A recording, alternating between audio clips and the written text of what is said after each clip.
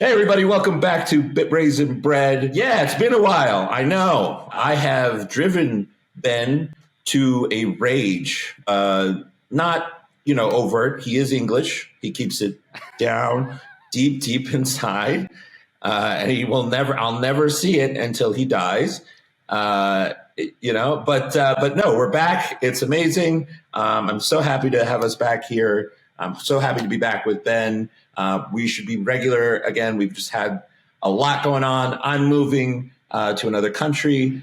Ben has been busy being in love or whatever the Ben does. I don't really know. Outside of the show, he doesn't exist to me, if I'll be honest with you. But Ben, it's so good to see you. How are you doing, buddy? I'm good, man. Yeah, it's really good to be back. And do you know what? You are right about being in love is a real problem when it comes to writing and creating stuff. Like I said this to my friends that I used to do stand up with, which it's really difficult to write about to write comedy routines when you're happy, because your vice is gone. Like your now my coping mechanism and the thing that improves my life is not venting and trying to make strangers like me. It's a wife. And there's pros and cons. I have to, and she knows this. It's not that she entirely filled a void created by no longer performing stand-up comedy. I've made that plain. She understands this, but it fits the mold, the vacant gap quite nicely, which I suppose makes marriage all worthwhile. Everyone's got reasons. Yeah, no, I get it. You're happy. You don't have to fucking rub it in. 20 seconds with this. Like I'm busy. I'm busy. Ben, I'm like this weekend Ben's gone and I'm like, what are you busy doing? And he's like, I'm just, I have plans. I'm like, what, plans to be happy? Like, I don't understand. Like every weekend with that. And it's so infuriating as his single friend, but it is what it is. It's fine. I'm just glad that we're able to record again and pick up rhythm again. We've got a new editor, Fernando. Shout out to you, buddy. I know you've been waiting on a bunch of stuff, so this should be really, really exciting. But how have you been? Real quick, check in, seeing how you're doing. What are you angry about since you're? Yeah, quite a lot. I love my country, but I am fearful of where it's headed. The media annoys me more and more by the day, because that the media is skewed. The mainstream media I'm talking about. There's a lot of people doing very good work, particularly those at the Daily Skeptic, which is now kind of my go-to for news worldwide. They cover a lot of American stuff as well. And Shout out to the Daily Skeptic. They're fantastic, and they're dailyskeptic.org if anyone wants to visit it and donate. That they're entirely funded through donations to keep it up and running. So recently we had Nigel Farage, who is still a very big name in British politics, despite the fact that he's actually never been elected for public office. He was a member of the European Parliament when Britain was in the EU. He fronted up UKIP, the UK Independence Party, which was a political party with the goal of withdrawing Britain from the European Union. Now they've kind of faded into the woodwork. They renamed themselves the Brexit Party after the Brexit vote, and now they've sort of faded back because they kind of fulfilled their purpose. They were never going to replace the Conservative-Labour dichotomy, but they did win some seats in Houses of Parliament before Brexit around about 2014, 2015. Nigel Farage is now a television host, and is still a very prominent voice in British politics. Like he is one of those at the forefront. He's certainly in the top 5 most influential political speakers in this country. And he recently had his bank account closed, and he banked. He got Kanye'd. Yeah. So he got Diet Kanye.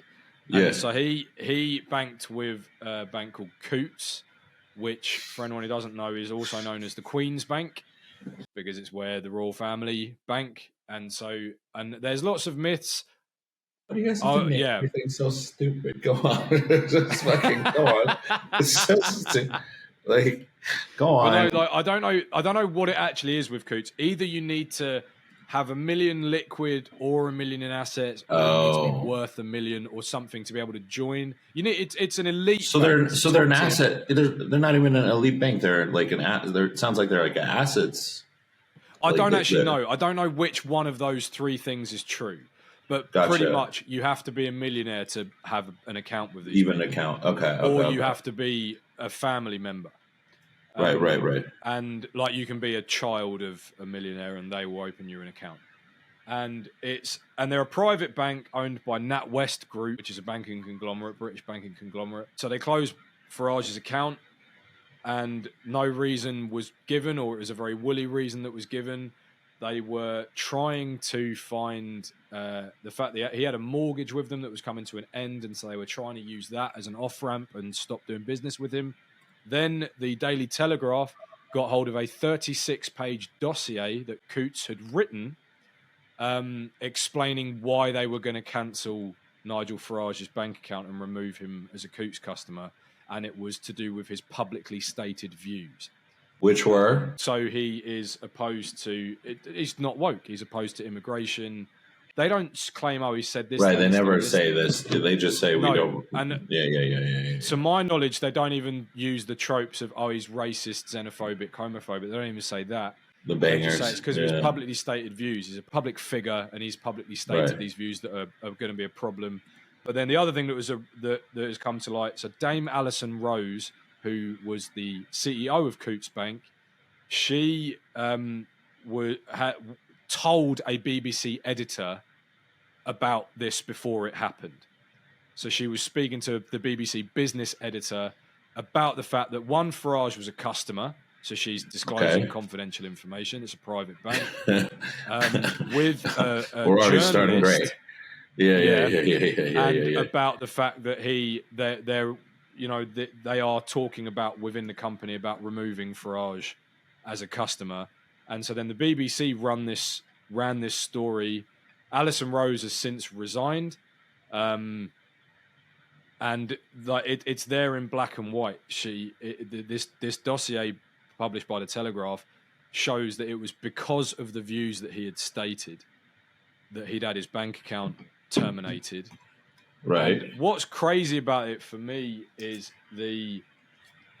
this contest among the commentariat to see who can have the worst possible summation of events. So the worst one that I saw was Konstantin Kissin was on Politics Live, a BBC current affairs show, opposite a guy called Paul Mason, I think his name is. I have no idea who he is. Apparently he's a big noise in left-wing commentary in Britain, but he was saying that it's a total red herring that these banks have to protect themselves from money laundering, and that there is suspicion that Farage is funded by Russia, and so that's why they closed his account.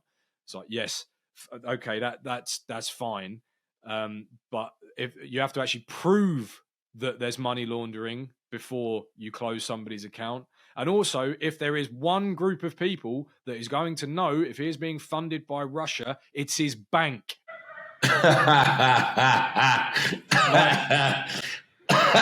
Just a stab in the dark there.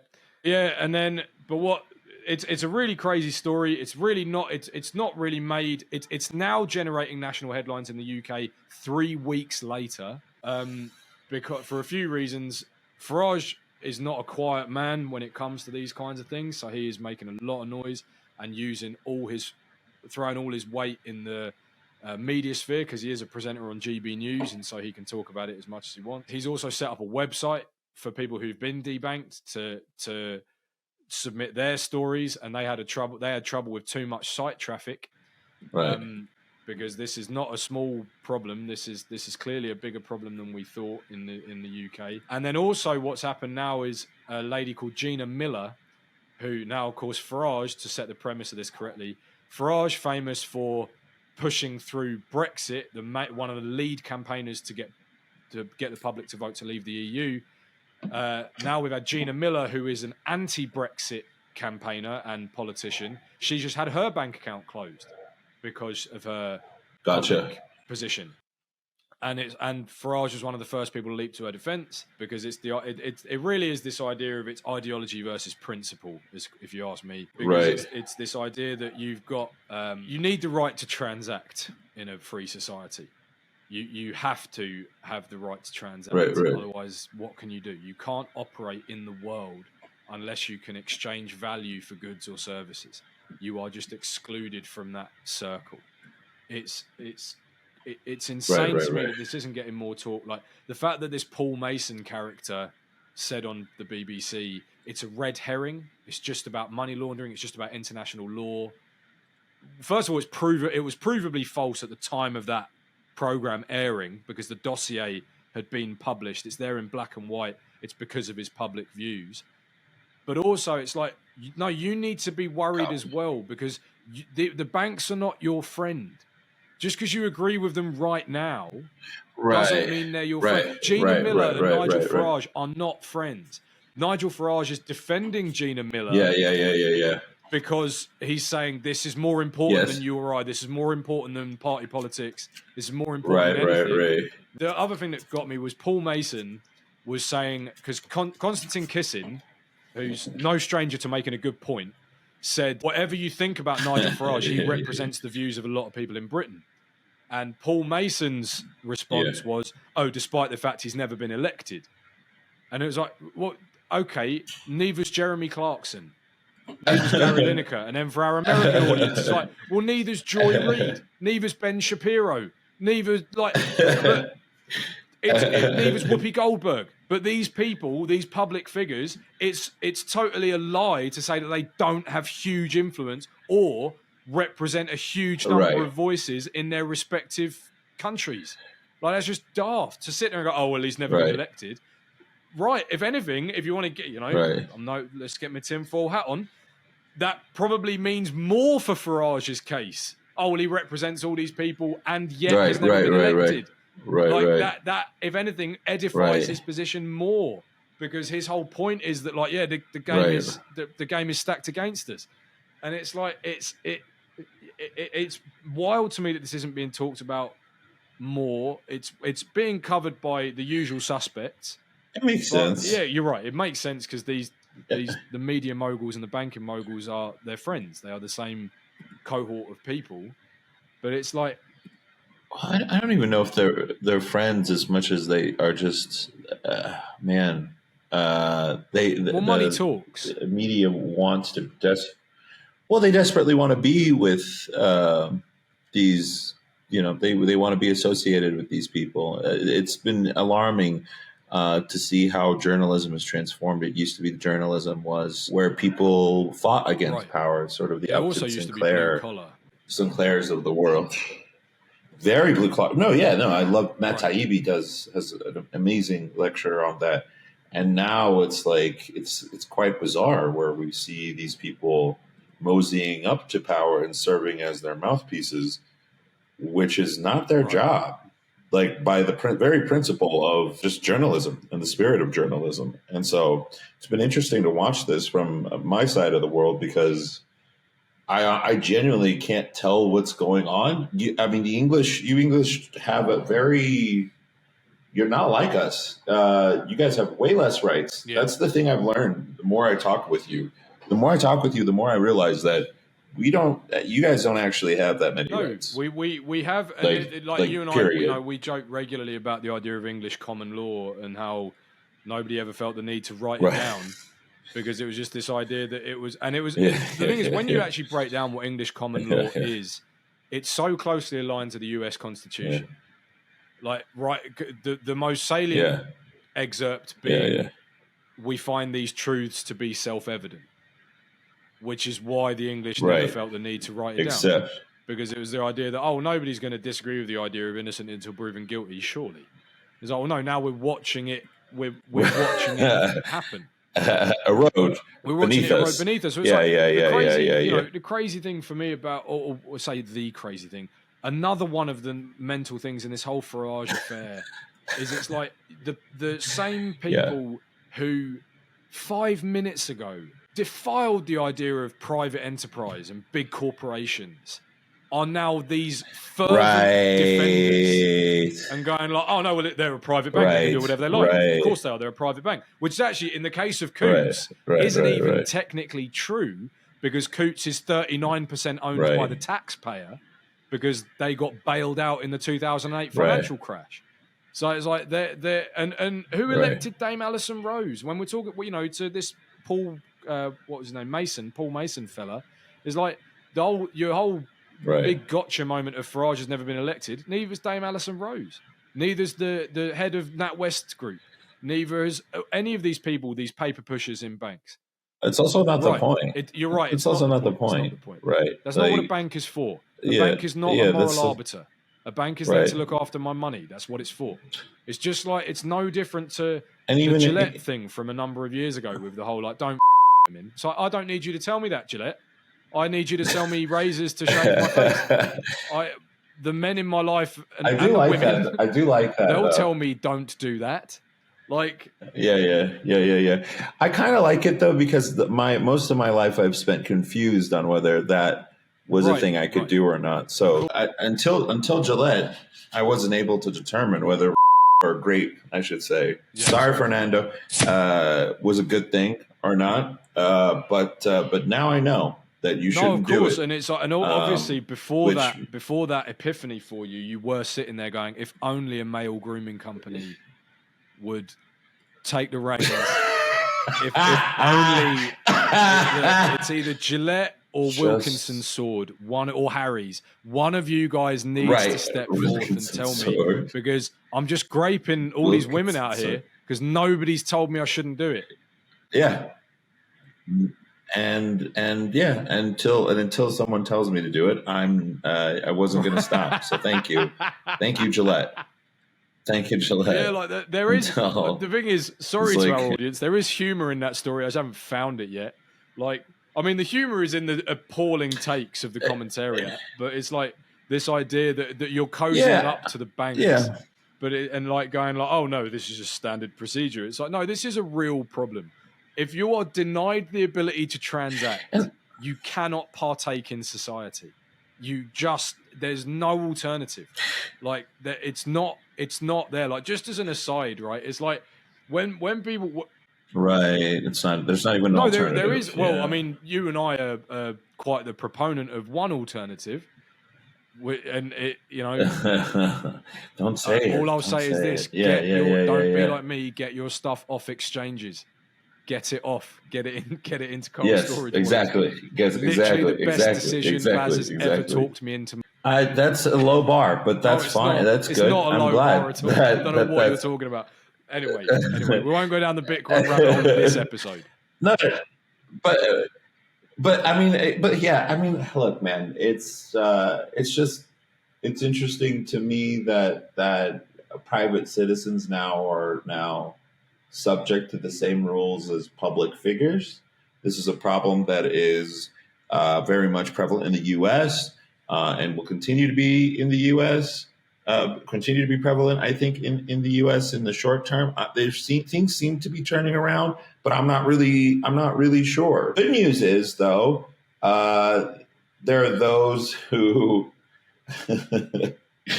who still get attention. But at least it's the level of attention that is apropos for someone of their stature. And of course, I'm talking about the top G himself, Andrew Tate. I'm pretty sure that's how it's pronounced. Andrew Tate has been in the news. What the have you heard about this? I haven't. We were I don't know why I said like the show you heard about this? And no, I haven't heard any of the latest from him or about him. I've only just got up on like the Patrick Bet-David podcast, which is a great podcast with Tate, and Tristan's one was really good as well. Yeah, no, I'm not up to speed at all. Fill me in. Yeah, so things are not looking good for Tate. There's lots of texts that have come out that have now revealed him to be pretty, as the kids say, sus, in the way that he recruited women, in the way that he brought women on board to his organization. There are like intimate exchanges where he's telling these women, you know, you can't go home basically unless I give you, you know, unless I'm there with you, or you have my kind of permission. And these aren't like girls' trips or anything like that. These are just this is where these women grew up, and so yeah, no, it's not looking good. There's a super clip on Twitter. And I wish I could show it. Maybe Fernanda, we can superimpose it into this. No mention of webcam. You the girl. After you do the PhD test. If she passes the PhD test and she wants to be with you, then you start mentioning things like, yeah, but you're always busy. You're always at work. You can come work for me. You're always working. Why don't you work for me so we spend more time together? Work for you doing what? So I'll have a webcam business. Oh, I don't want to do that. So, okay, I know you don't want to do that, but listen, come, let's have a meeting. Let's just talk about it. If you don't want to do it, don't do it. Fine. But let me explain it to you properly. In fact, I'll bring one of the girls who works for me. Your bottom bitch, the new girl, you go out for fucking a nice dinner. Your bottom bitch is the one who does the selling. You don't do the selling. The girl has to hear it from a girl. And this is where your bottom bitch has to be trained. That's why I said it's so important to have a good first girl. My first girl was so good, it was easy. My girl would sit there and go, oh my God, before this I was a waitress and it was shit, and now I do this and I make so much money, and the guys all love me and they adore me, and on my birthday they send me presents, and I get so much money, blah, blah, blah, and it's so much fun, and we stay at home, and da-da-da-da, and we're gonna go to Thailand soon, we're gonna be working in Thailand, and we're gonna stay there for as long as we want, you should come with us, it's gonna be so much fun, da-da-da-da, martinis, martinis, martinis, bang, threesome. Slam them both, your bottom bitch knows, this girl's like, okay, well I'll try it. Put both girls on camera together the first day, so the new girl can sit there and just sit with the other girl and get drunk. Give them a bottle of vodka, put on the fucking chatterbait, 100 tokens per shot. The guys will send loads of money to get the girls drunk, because guys like drunk girls. Girls will sit there, get drunk, have a great time. You say it's your new job now, you haven't go to work ever again. That's how you recruit girls. You do not recruit girls any other way. But it's just clip after clip of him being like, yeah, no, I just get them to fall in love with me. I have a bottom bitch, and she takes care of all the other girls because women trust other women. They're not going to trust me. And then I have them convince them, or have her convince them to, shoot these videos, or become webcam models for me, which intrinsically isn't a problem. I don't think until you look at the text and the sort of way he goes about it. He has even a name for the system. I think it's called the pimp something. The pimp. I don't even know what the pimp stands for. But long story short, man, you can basically find him bragging about the techniques he used to. There's no better word for him. Manipulate these women into. Making money for him, and that's rough. I don't know what his move is. Again, this is all hearsay, but man, I've looked at the text and it is not good. It is not looking good at all for Mr. Tate. He's just I don't know what to make of it. I also don't know what to make of it in terms of just the general conversations that you've seen of this guy. A lot of the videos and the interviews, he's sort of been denying everything. And it's very weird. It is, it's kind of easily provable. The thing that's tough about it is, like, I was listening to, or I follow both of them on Twitter, and it's like, and Tristan is a very articulate individual. They're clearly both highly intelligent, but like Tristan in particular, he almost seems to he's more of scalpel to Andrew's sledgehammer at times. It seems like. And one of the things that Tristan tweeted out recently, or reasonably recently, depends on what your frame of reference for recent is on Twitter, but saying that I would never do the webcam studio now, but aren't people allowed to be? I'm paraphrasing, but it's like, aren't people allowed to be forgiven, and aren't people allowed to be given room to change? And it's like, and I agree with that sentiment entirely. The struggle for me with that, almost on a technical level as opposed to just a purely moral one, is would you still have attained your level of wealth without so much of your income coming from OnlyFans and model agencies? Because your wealth is what's brought you a lot of influence. So how do you reconcile that? And then also a bit of a Trump dilemma where it's like, well, what Trump was saying in 2016, less so in 2020, there seems to be a lot more meat on the bones. But in 2016, if I lose to Hillary, it means it's rigged. And then, it's like covering your back. So then if you do lose, you've got this scapegoat. And it kind of feels like what they're saying now with like, with the whole Matrix attack thing. And it's like, bearing in mind, I agree with a lot of what these two individuals say about their commentary on the modern world and modern culture and the society that we occupy. But it's like, is this a bit of marketing spin to get as many people on side because the verdict that's coming?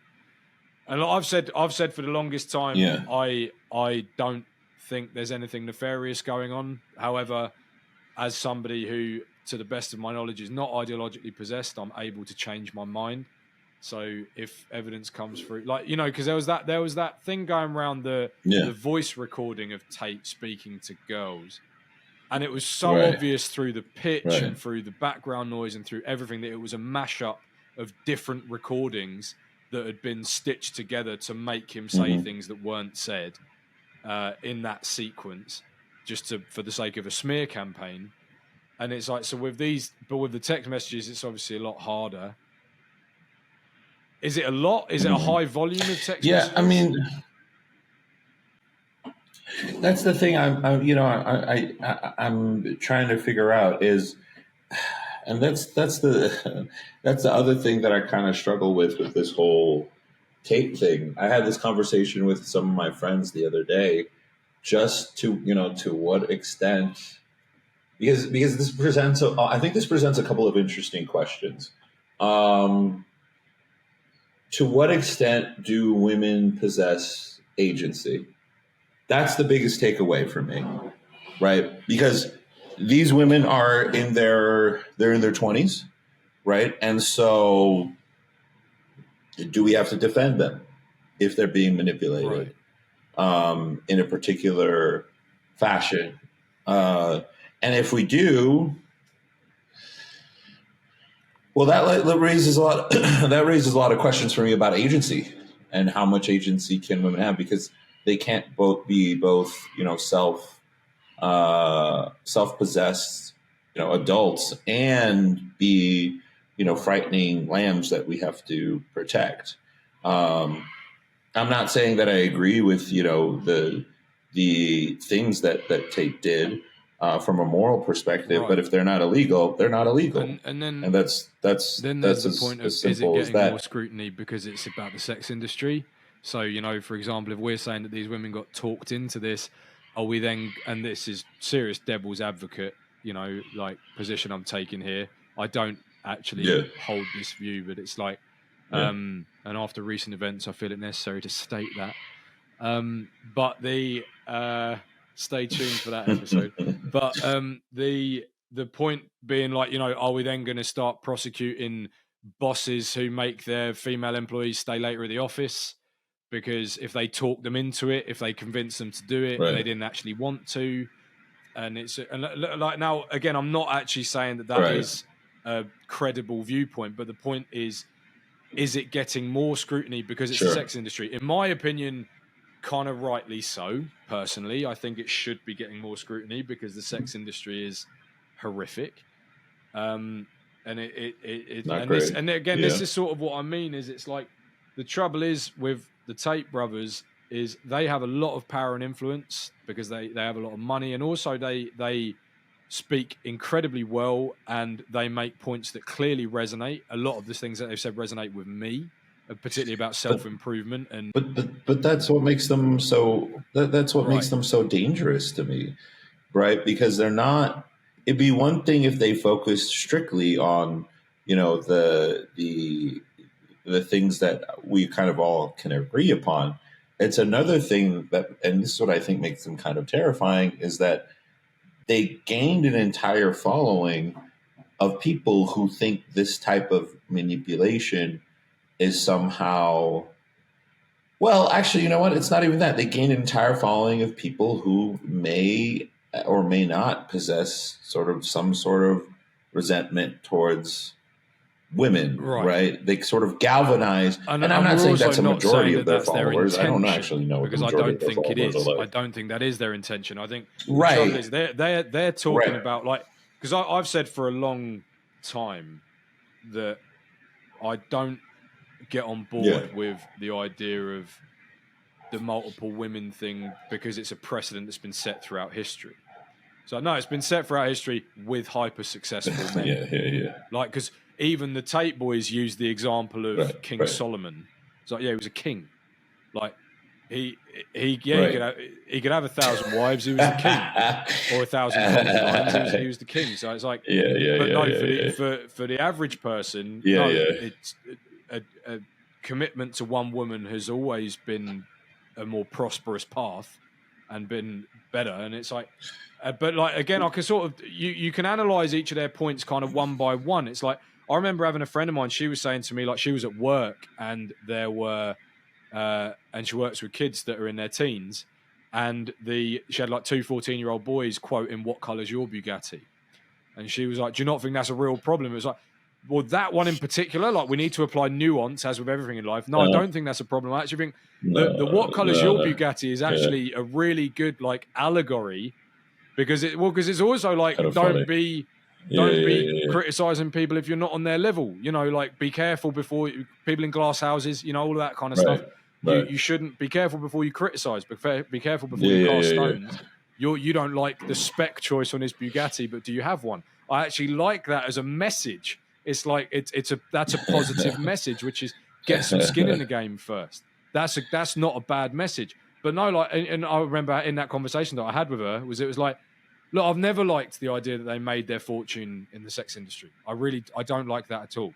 But that's not the issue that I have. The issue I have is that they feed off the desperation of young men that they. Would you say it's inadvertent, or would you say it's knowing? Are they doing it? That's the question. I don't know. I really don't know. I don't know. But that's what's like. But this is why I get into arguments with my friends on the left all the time, because I remember my friends would be like, "I can't believe you agree with things that Andrew Tate would say." It's like, I agree with a lot of things that people. Like, I agree with there are things you agree with people that you hate that you just don't know. That's all. So exactly. And so the thing that bothers me about all this is that my friends on the left, and this is the question I pose for them every time, and I posed this to, who was it online that I was talking to? I don't know, some Holloway, Professor Holloway, NYU guy. I remember asking him, like, what alternatives do young men have? If you really want to stump your friends on the left and ask and really, put them on the ropes, ask them, especially if they go on this whole Andrew Tate sucks thing, fine, whatever, ask them, what are the alternatives? What are young men's alternatives? Name one figure who possesses the same level of reach, the same level of influence, or even comes close. It doesn't have to be the same thing, right? Amongst young men. And they never, and on the left, because on the right, you can name a couple, right? But on the left, crickets. And so as long as you don't provide a solution, as long as you don't provide an alternative to the Tates of the world, you are going to continue seeing things like this. And you're not going to get any empathy. You're not going to get any empathy because you ignored these young men for so long. And honestly, like, short of them, committing actual crime, I'm not really going to pay much attention to what they do either. Right. Short of them hurting other people. So, yeah, if you don't like their opinions, offer them a solution. You can't just be like, you suck, and they find some sort of champion and be like, no, you can't find that champion. You have to find the champion that we like, and then not offer any champion. That's a very good point of the criticizing the quote, for want of a better word, solution, but without being forthcoming with your own. Like that, it should almost be a requirement for if you're going to criticize someone's, again, for want of a better word, solution to a problem, because we're also seeing this happen in a time where the broken record of men need to talk more and men need to express themselves more. And then it's like, but apparently, like, so here's something that happened in the UK recently, linking to this. There was Sadiq Khan, the mayor of London, put who said on camera that I'm Sadiq Khan and I'm a feminist. So we know that he is not the kind of man that you want to aspire to be like at all. Right, yeah. He's cheating. In the Bill Burr way. What did you do? For sure. He's covering up for something. You've done something. You've groped somebody. You've Me Too'd somebody. And now you're backpedaling. But no, so he had this mate campaign. Obviously, mate being that British colloquialism for referring to your pal. And it was #mate spelt with 3 A's. And it was the idea that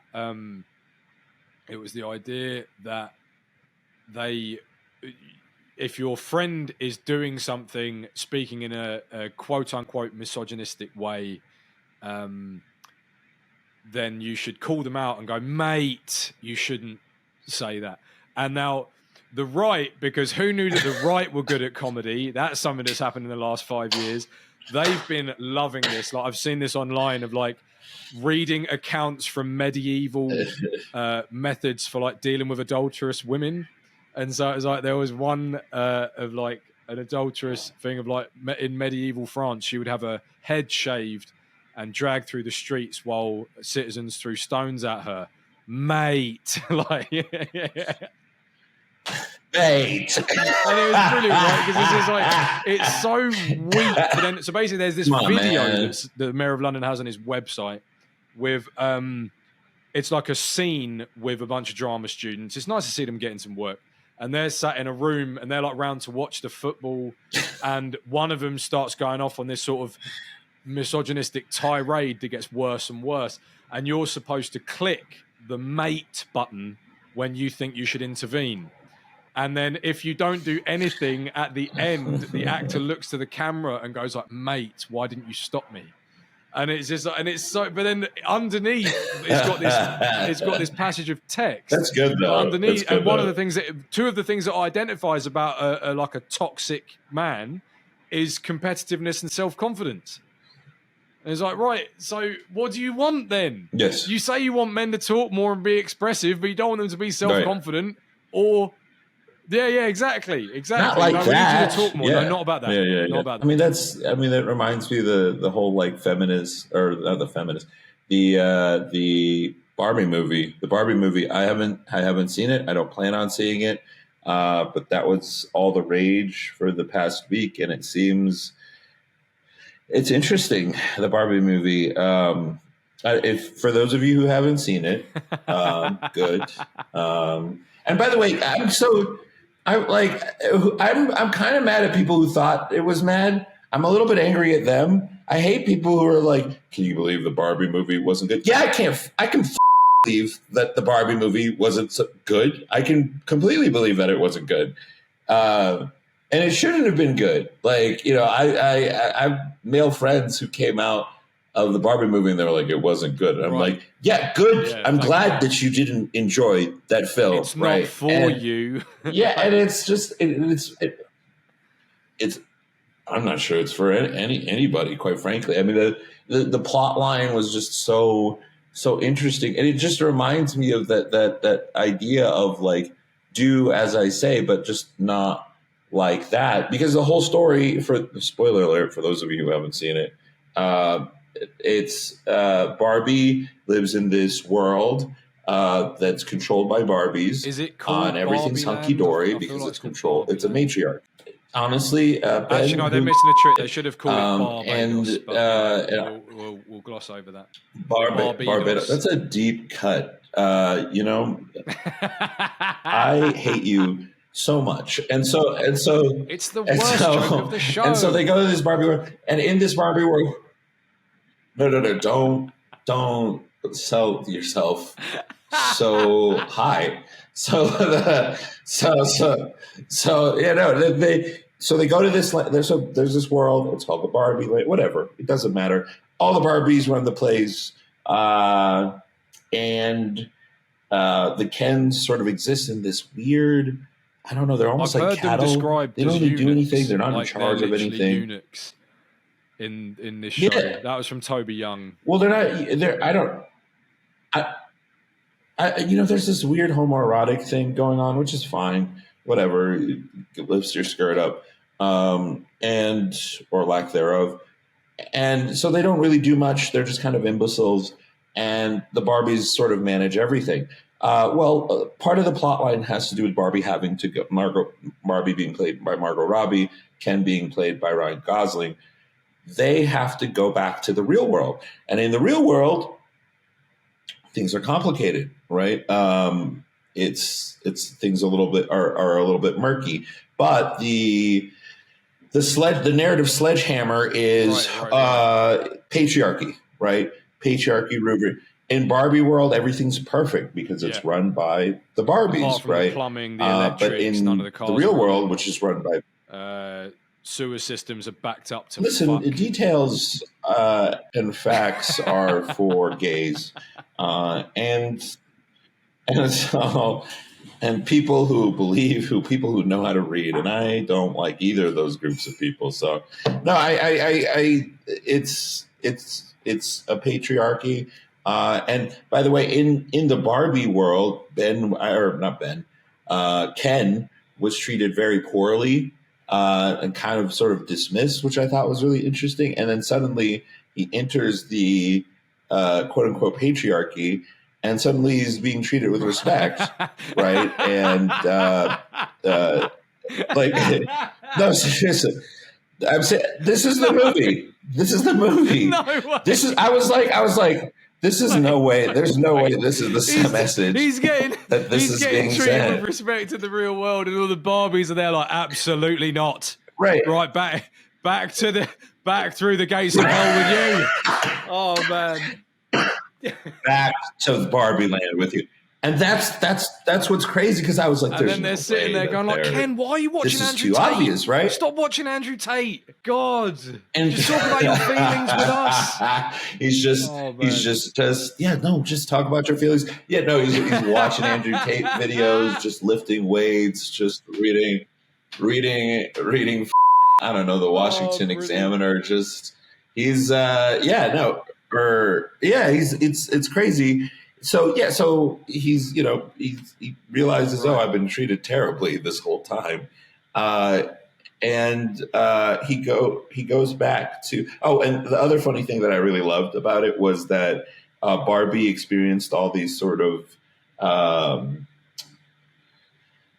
these like quintessential markers of patriarchy, which I thought was really funny. Like a guy walks up to her on the beach walk in LA, the famous sort of rollerblading beach walk. People have seen it, in movies. A guy walks up to her and slaps her ass in front of a group of people, right? In front of everyone, in broad daylight, right? And she has to punch him in the face. Because that's a thing that happens then in the United States. Quiet wank fantasy of these particular of like Elizabeth Banks, who are who need that world to exist so that they can fight it and try and make box office dollars. But it doesn't exist, so then the men don't go and buy tickets, and then it's like, men, this movie isn't for you. Don't go and see this movie. And then they don't go and see this movie. And then she's like, why don't men killing the film industry because men won't buy tickets. And it's just like, because I've heard about that. I've heard about that scene when she enters the real world. One of the first things that happens is she gets slapped on the arse.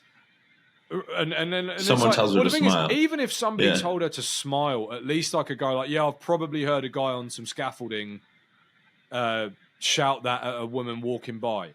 But the idea that you're ever going, even that is within the realm of it's slim, but it's still a possibility. But it's like the realm that somebody would slap an arse if there is a man that brazen, where is he?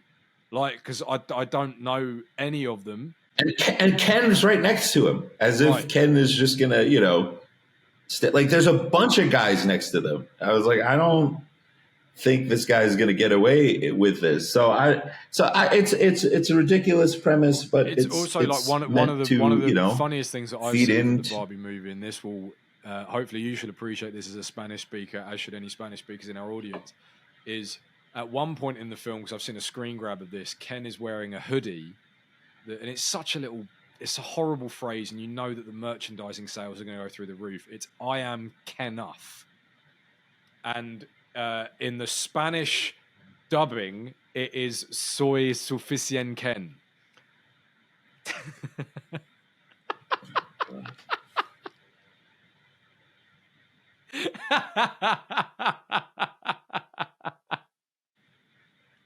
That's so bad, isn't it? Like, that is so bad. Soy suficient Ken. But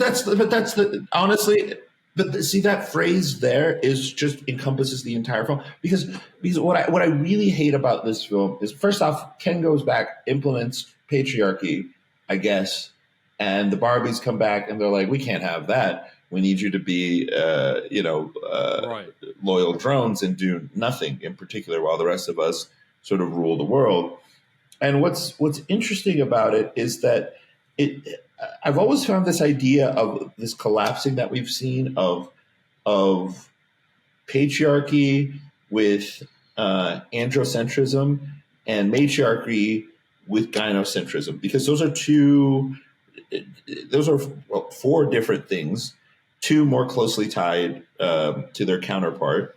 And it's interesting how we've seen in the modern discourse how those two things have sort of collapsed.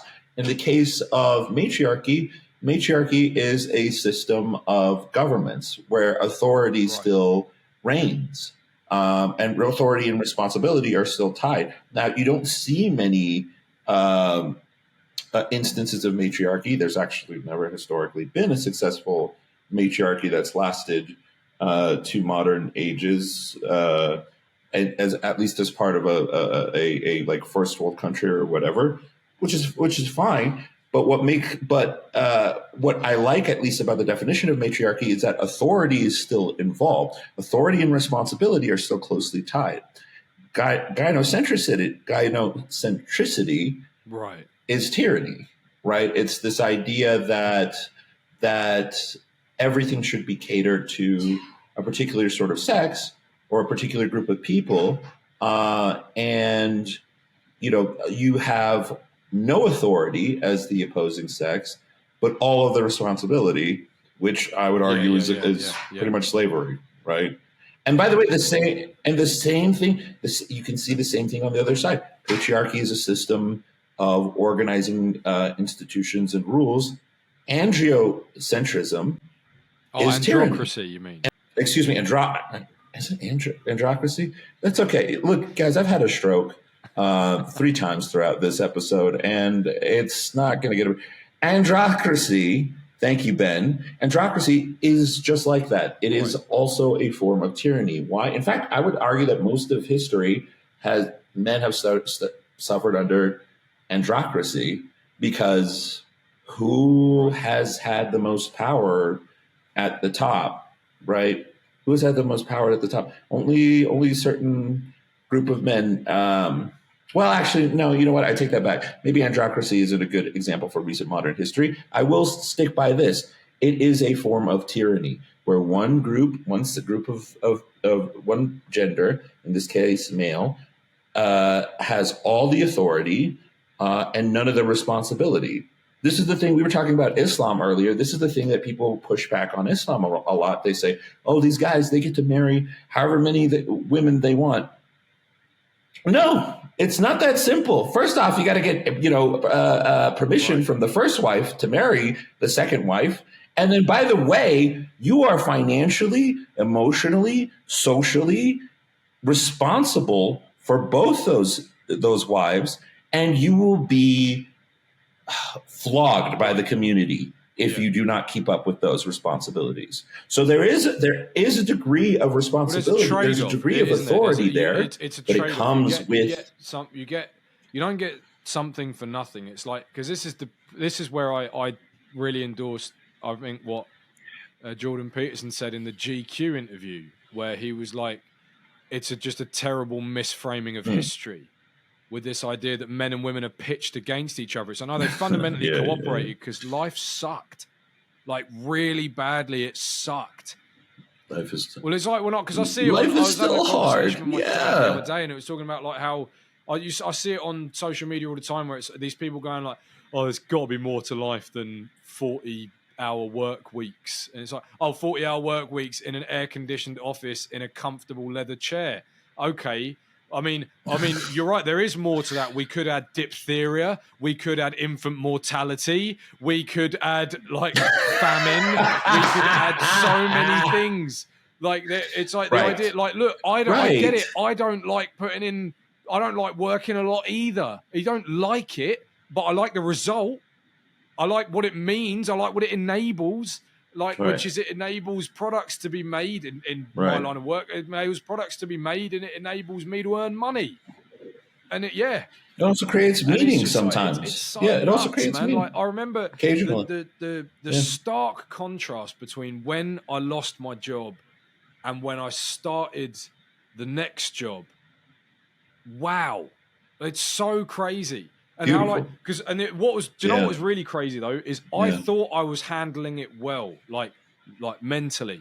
I thought I was handling not having a job well. I was making sure to work out in the mornings. I was making sure to do something to get myself out of bed and stuff. It's like, no, you're not handling it well. Nothing compares to having a reason to get out of bed. Like, and there are very self-disciplined people, of which I'm probably not one, in the grand scheme of things, to get themselves out of bed. And it's like, honestly, man, I don't think I am. I lamented having to do it, but it's like it was doing it because I knew that the alternative was worse. Whereas when I got that job, it was like, oh no, now I'm not doing it for fear of what's worse. I'm doing it in the pursuit of what's better. And when you get to do that, when you get to pursue what's better, it's so different. Like that Jordan Peterson thing of like, you need to build a vision to run away from and one to run to. You need both. Because in isolation, like, you can only run away from hell for so long. Eventually, it's going to catch you. And it's like, so you need to find heaven to run towards. And it's like, and this is my problem, and where this idea that, and sort of loosely tying it back to the Barbie stuff. Again, I haven't seen the film, so take what I'm saying with a pinch of salt. But it's like, it frames this idea as like men and women are fundamentally at odds with each other. It's like, no, they need each other. Now, you can absolutely disagree if you want to with the tenets of Islam and say that like, multiple wives is unfair. It's like, yeah, sure, okay, I'll probably hear you out. But it's like, the idea that that's only what it is that a man is getting something that the woman isn't getting, which is multiple partners, is you're not looking at the nuances.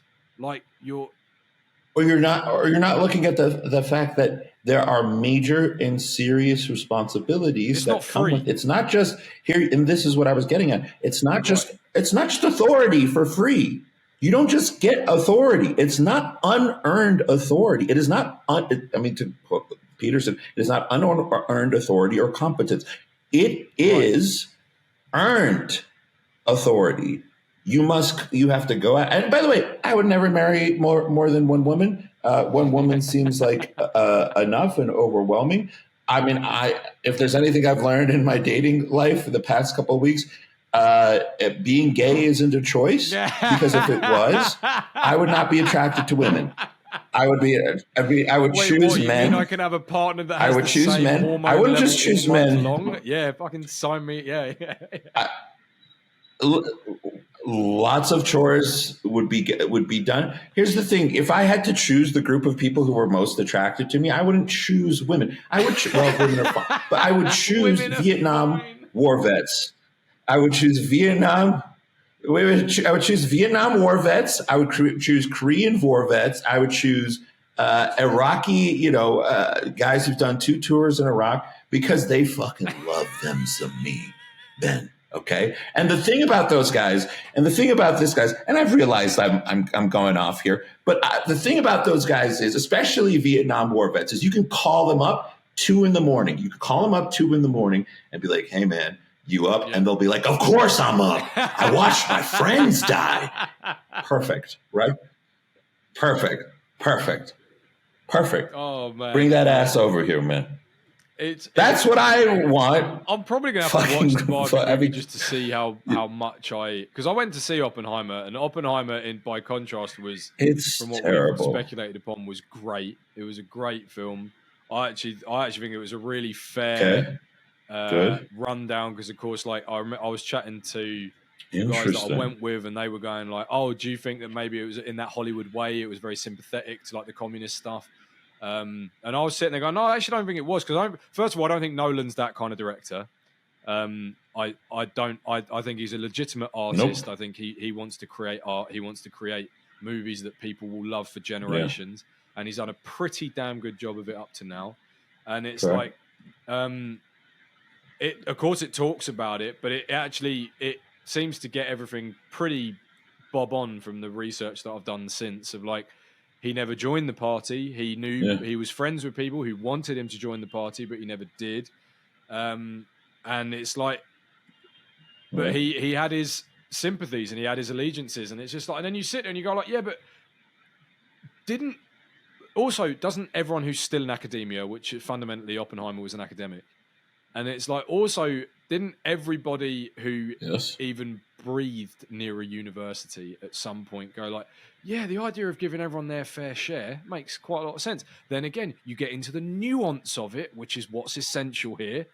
And then you go like, oh no, actually that seems pretty terrible. That seems like a terrible idea.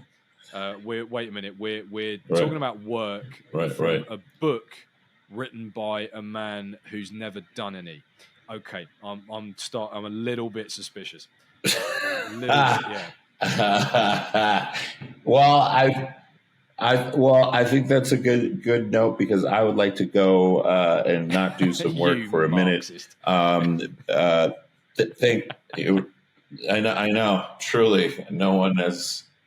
Jesus Christ, Ben, I have had a day. Look, guys, thank you for joining us. Thank you for joining Raisin Bread. Like, subscribe, say hello to our friend, our editor, Fernando. Follow him on Instagram, Jim Wheat Bro. Amazing stuff. I'm terrified that he's going to have 1 million followers before we reach 1,000. So he's fantastic. Follow Ben at Ben Sharp on Twitter. Follow me. I nailed it. I nailed it in my head. And follow me at Hafrican Hodel at Twitter. I do be twatting. And also follow me at Hafrican Hodel on Threads, which Ben should be on, and which I will frog march him to next time. Well, my first thread, or whatever it's damn well called, because bearing in mind, I still haven't broken 70. I'm sure there's something going on with my Twitter, because every time I break 70 followers, it goes back down to like 68. Something's up there. Right. Those are called bots. Yeah, but not all my followers are in lingerie. Okay. Yeah. Their avatars. But no, look, on Threads. Maybe you're high value man. On Threads, I just want my first thread to be just testing something out here. Zuck's a cuck, and see if that gets taken down. Like, because it.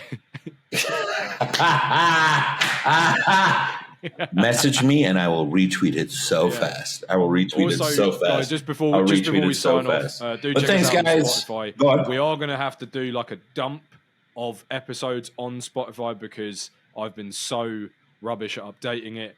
It literally hasn't been updated. I'm a piece of shit. April. Yep. We're now in August. Nope, so it's on me. There's going to be a big dump of episodes. So stay tuned for that, so you can listen to it without having to watch. So you can listen to it on the go.